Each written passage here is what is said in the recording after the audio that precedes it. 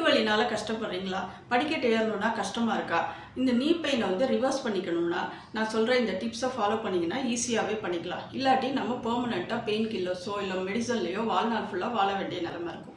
Number 1, நம்ம வந்து வெயிட்டை வந்து நம்ம பிஎம்ஐ விட இன்க்ரீஸ் ஆகாமல் கரெக்டான லெவலில் அதே லெவலில் மெயின்டைன் பண்ணணும். ஏன்னா வெயிட் இன்க்ரீஸ் ஆக நம்ம போன்ஸ் இல்லை ஜாயின்ஸோட ஃப்ளெக்சிபிலிட்டியும் ஸ்டெபிலிட்டியும் குறைய ஆரம்பிச்சிடும். அதனால போன்ஸ் வீக் ஆகி அதனால வலி வரும். நம்பர் 2, வைட்டமின் டி ரொம்ப இம்பார்ட்டண்ட். அதை வந்து நம்ம சன்லைட்ல இருந்தால் நிறைய தேவையான அளவு நமக்கு கிடைச்சிடும். சன்லைட்டை நிற்கணும்னா இந்த காலையில் வெயிலையோ ஈவினிங் வெயிலையோ ஒரு ½ hour வாக்கிங் கண்டிப்பாக போகணும்.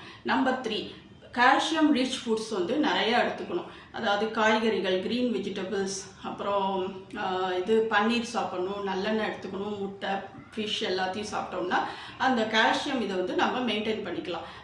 நம்ம வந்து நல்ல தூக்கம் இருக்கணும். தூக்கங்கிறது வந்து 9 to 5 அதாவது அட்லீஸ்ட் மினிமம் அந்த நைட்டு டிஸ்டர்பன்ஸ் இல்லாமல் தூக்கம் இருந்ததுனால அதுலேயே பாதி வலி நமக்கு கம்மியாயிடும். இந்த டிப்ஸ் எல்லாம் ஃபாலோ பண்ணிங்கனாலே முட்டு வலியை நம்ம ரிவர்ஸ் பண்ணிக்கலாம். இந்த மாதிரி பல நல்ல ஹெல்த் டிப்ஸை தெரிஞ்சுக்கணும்னா டாக்டர் பசில்ஸ் ஹோமியோ ஹாஸ்பிட்டல் பேஜை ஃபாலோ பண்ணுங்கள்.